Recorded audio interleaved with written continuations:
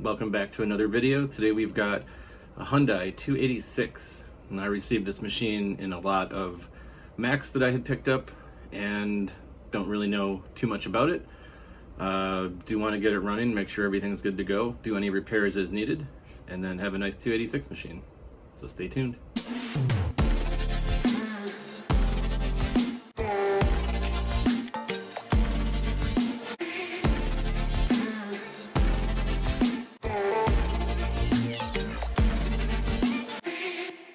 I'm not just a Mac guy, I'm also vintage PCs, so happy to take a look at this one.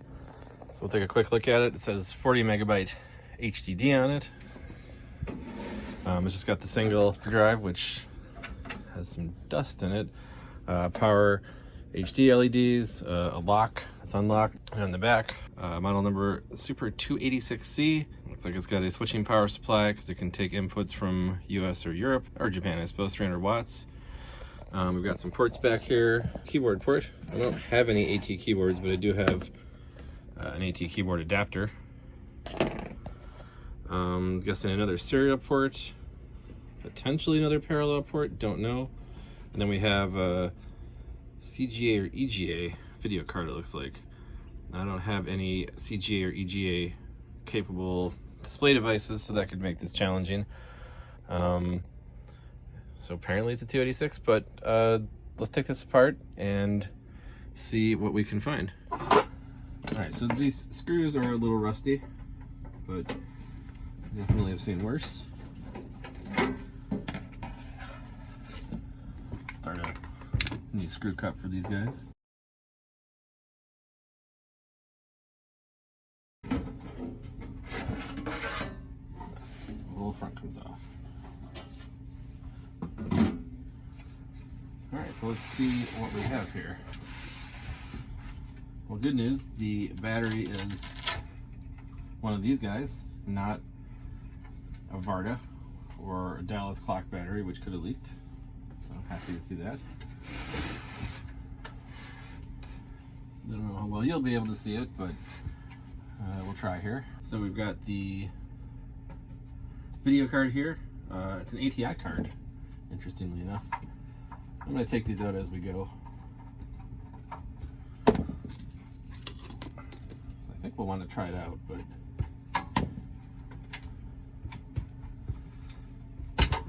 alright, so it's an ATI EGA Wonder 800. So that's pretty cool. So it is EGA. Like I said, I don't have any EGA capable displays. So this is going to be a little hard to test out, but still a cool card. Set that down here for now. Then we have this card. This is the one that looked like it had a parallel port. I think this is actually a CD controller board. And I have it's from NEC Technologies, SCSI HA. So it's a SCSI card. Interesting. Has a National Cash Register chip on it, 53C400. It's from 1992, so much newer than the system. Yeah, it's a standard 25 port or 25 pin SCSI port, I think. It's interesting. It's got a ROM. That's good. So I guess we could potentially boot off of a SCSI drive with that card. I'll take the next one out. This is what I think was an extra serial port. That's in there a little tight.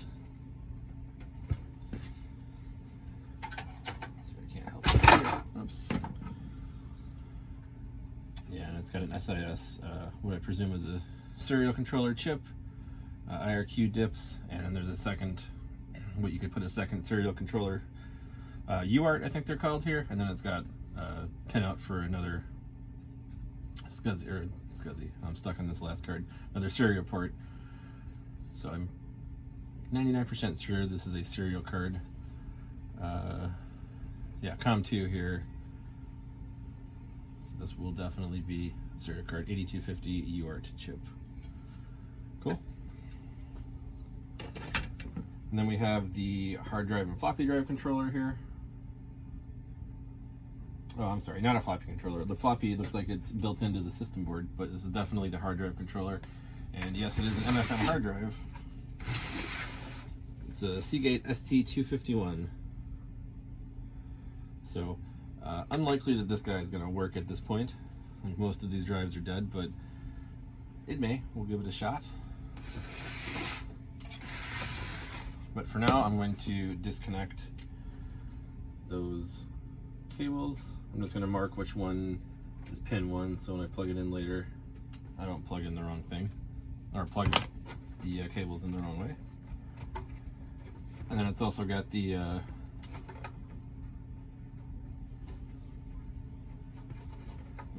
there we go. It's also got the LED for the front LED indicator, hard drive indicator light. I'll mark that one too.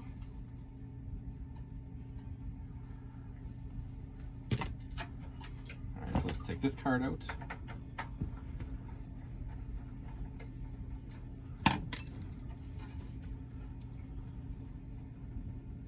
It's in there pretty well as well. Let's give it a little helping hand.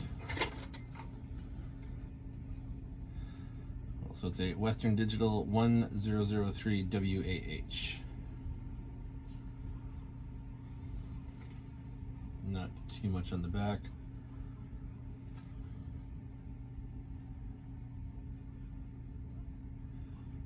Interesting, got a lot of Texas Instrument chips on it, as well as Toshiba and some Western Digital chips to go with those. Made in Ireland. Also presumably pretty standard MFM controller. Then we've got our power supply. And then the hard drive power is coming off of there, as is the floppy drive. Looking at the floppy drive connector, it's connected here to the system board. So we've got a single floppy connector here, and we've got a chipset, an Intel 8286-10. Well, that's a 286 running at 10 megahertz. And we have two 286 BIOS chips. So the odd here and even here. Looks like this is where the 8287 math coprocessor would go. Doesn't have one installed, but it does have all the RAM populated. So I presume we've got 256 and 256. I'm not 100% sure on my RAM chips. So if it posts, I guess we'll be able to hopefully see what it's doing. Speaking of posting, like I said, I don't have an EGA card, but I do believe I have a video card. So let me see if I can find that. Sorry, VGA card. Alright, so I was unable to find a video card, so we can't test video out today, but I do have a postcard. We can at least see if the machine is functional or not. Before I do that though, I do want to test out the power supply to see if it's putting out correct voltages. I don't want to destroy a board if it's working by sending bad voltages to it. Alright, so I've got the power supply switched off. I'll plug DC in. I'll do black to ground. And we'll do red to yellow here.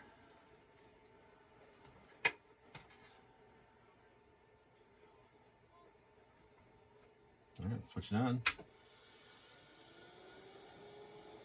So we're getting 5 volts there. 5 volts there. 5 volts there. Minus 5 volts. Nothing there. That's the dark red. Nothing there on bright red. Unless my ground fell out, which it might have. There you go. Plus 12 on bright red. Minus 12 on dark red. And then 5 on green. All these voltages look really good, surprisingly, for a power supply of its age. doesn't have a manufacturer date on it, but I assume it's quite old. Oh, and there are some adjustment pots here as well if we did need to adjust 5 or 12 volts. Ah, cool. This is like a pretty good power supply.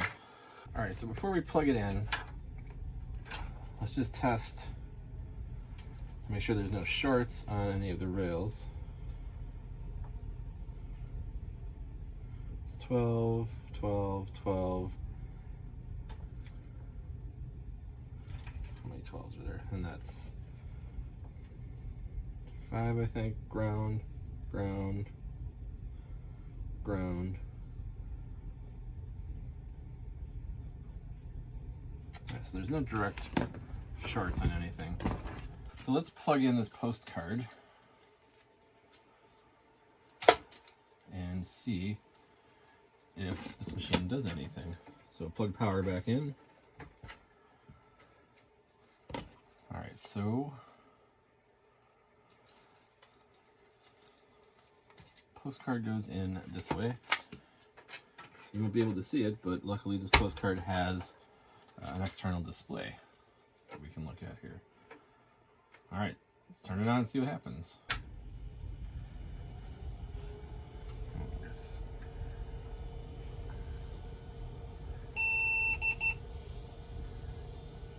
I may be complaining about no video card, but it looks like it is posting. Yeah, and there it is trying to boot, I presume. Well, so this machine seems to work. At least for the most part. I mean, until we can get a video output to see what it's actually doing. Probably complaining about keyboard error as well, but for the most part, it seems like it's working. All right, so I found it's a video card, it's a 16-bit one. This is I think Oak Technology. Yeah, Oak Technology. I think it works. I guess we'll find out. So let's spin things around here.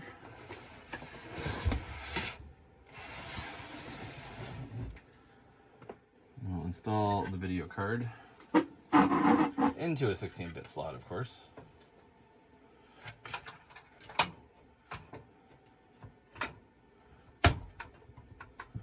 All right.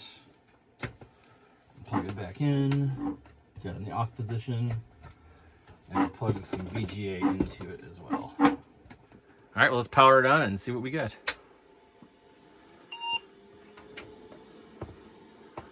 All right, well, we've got video.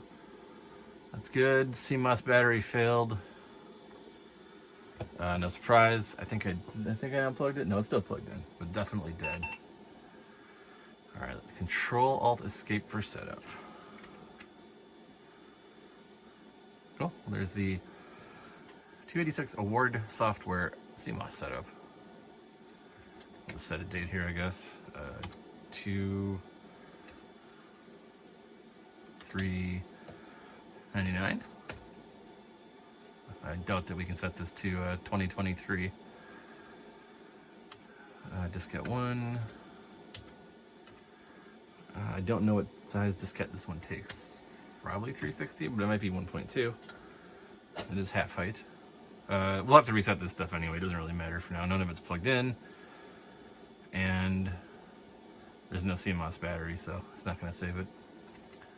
Video set to EGA. Let's change that to color 80 column, the color 40 column. No extended memory. Speed select.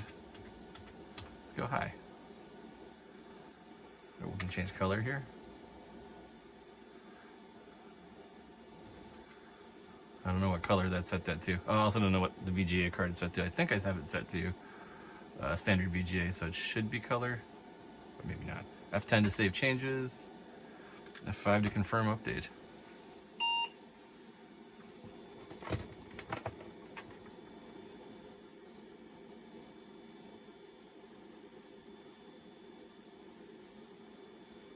Equipment configuration error. Oh, right, the disk drive that I set, because it's not plugged in. Cool, well, it looks like it actually works. So let me start putting some of the cards back into it, And definitely need the disc controller card hooked up so we can see if we can... Alright, so I've got the drive hooked back up as well as the controller card. That's why it's loud. This drive is loud. And I found drive type 40 matches the settings exactly. 820, 6, and 17. Which is what I have here, 820, 6, and 17. Alright, so just rebooting. Got everything saved in BIOS with the correct drive type, type 40. And let's see if it... Oh, hey, it's booting. Well, that's interesting. Hey, look at that. It booted. Well, let's see what we have.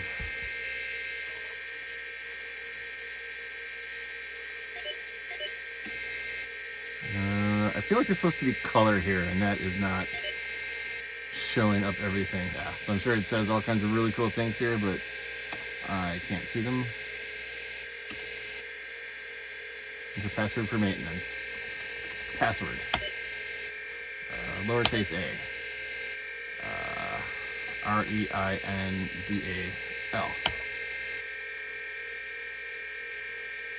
Okay. I guess that is just... I wonder if any of these are color.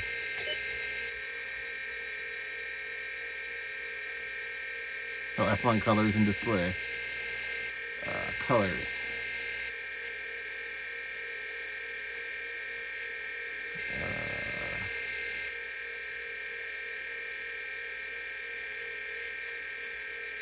There we go. Blue shows up.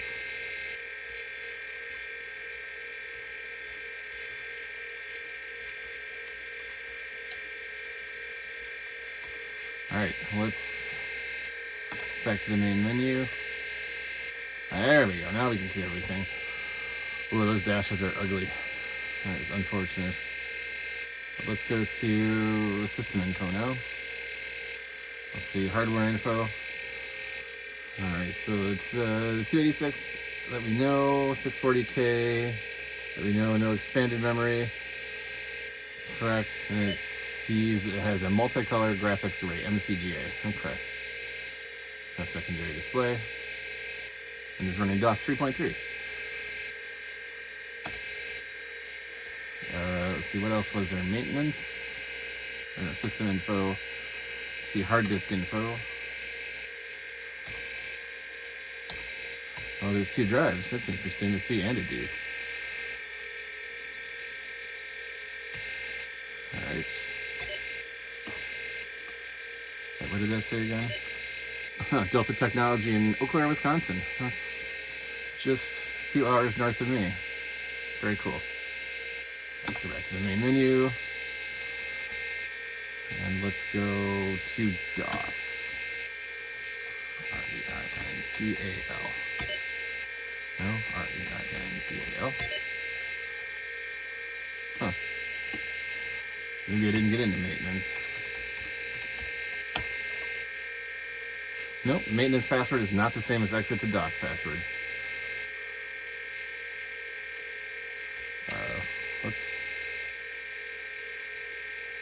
Oh, Heath is the exit to DOS password. Okay, well I was able to guess the maintenance password, which is cool, but not the exit to DOS password. I'll make them both password for simplicity's sake. I will save that. And let's exit to DOS. There we are. There's quite a bit of stuff on here. What do we have in Sierra? Coil. I assume this is some sort of card game?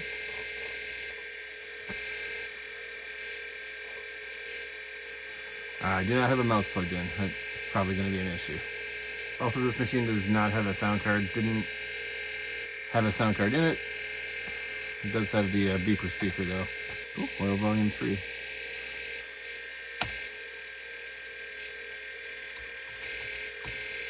Alright, well I can very slowly navigate around. It's very slow. And go back to C. Go back into the menu, and then we'll park the drive heads.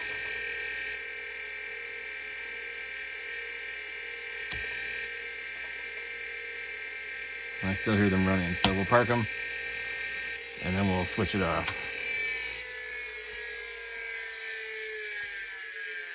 So before we go any further, I do want to back up everything on this drive since there is some definite cool stuff on there.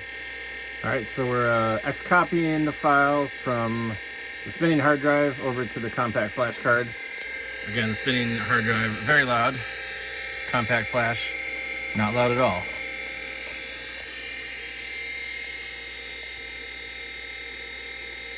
We're at the point where I'm putting things back together. So as you can see, I did take the spinning hard drive out. I know a lot of people prefer to keep spinning drives in these machines just for the sound, you know, the feel, the slowness of the access time and things like that. But that drive was just so loud. Like, this machine was unusable with that thing spinning. So I did replace it, of course, permanently with the CF card. I did tap into the activity LED, and I ran a couple of wires up to the front LED for activity for disk. I've got my VGA card. I've got the Adaptec card and the extra serial card as well, in addition to the XT-IDE. So I think we're good to go. Everything's working, everything's checking out. So I'm gonna get the case back together and we'll take it for a spin. All right, so I've got everything put back together. I've replaced the keyboard with something a little more appropriate. This is an IBM PS2 keyboard, so I'm still using the PS to AT adapter. Sorry, PS2 to AT adapter. Found a more appropriate monitor, IBM as well. So let's fire it up and take a look and see what we can do here. So, you know, basically everything worked in this machine. A lot of the time I spent on this was just more or less refreshing my knowledge of 286 machines and machines of this vintage. So I didn't replace the battery. Definitely can do that in the future, but for the most part, there's nothing on here that needs specific battery for anything. You know, we're not running a hard drive, so I don't have to go in here and pick the hard drive, just the floppy, and I can set the date if I want.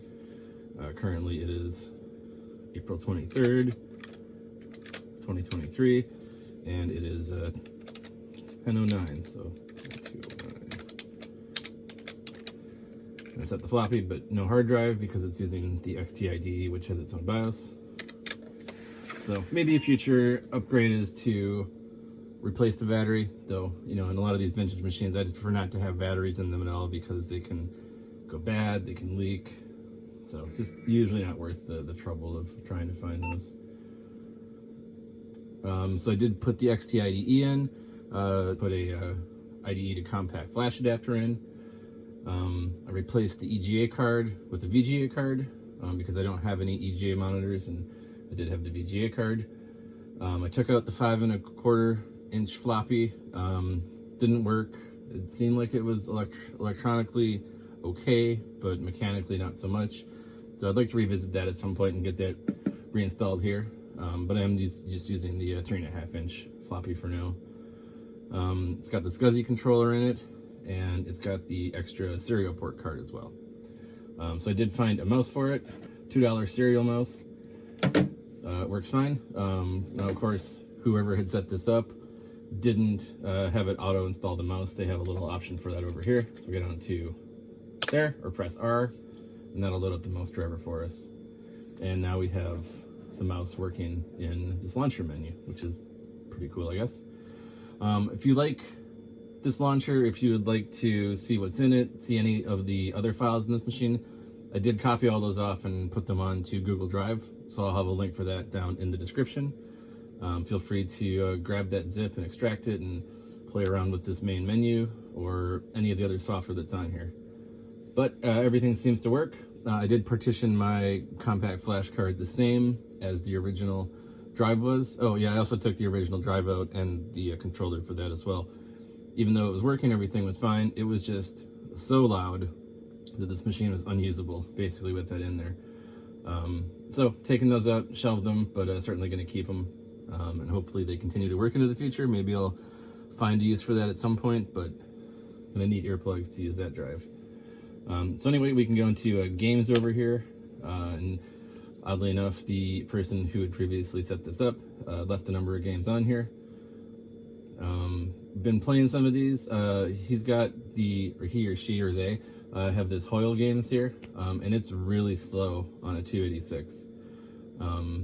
You know, it's almost unusable, but it does work. What I've been playing the most of is just Wheel of Fortune. Now again, we don't have a sound card in here, so it's just using the piezo speaker that's in there, but we've got the Wheel of Fortune theme song going. So if we hit a key to begin, we can pick a number of players. I'm just going to play against the computer here, my returning player. If you say that you are not a returning player and hit F3, you get the same puzzle. So, but yeah, that's it. You know, so we got this Hyundai 286 functional, running, and and I did hook up the HDD light, so it's really dim. I think the voltage coming off the XT IDE card, sorry, not the XT IDE card, but the voltage coming off of the compact flash adapter isn't perhaps enough to drive this really old LED, or maybe this old LED is just really tired, but it does light up. You can go back in the video and see it when it's booting, but it's really dim, but it's there. I guess I could replace that with a more modern equivalent if I wanted, but I kind of like the look, so probably not going to change it. So overall, yeah, this was a fun little project. I'm glad I got this machine up and running. Again, not too much work was done by me on it, but here it is.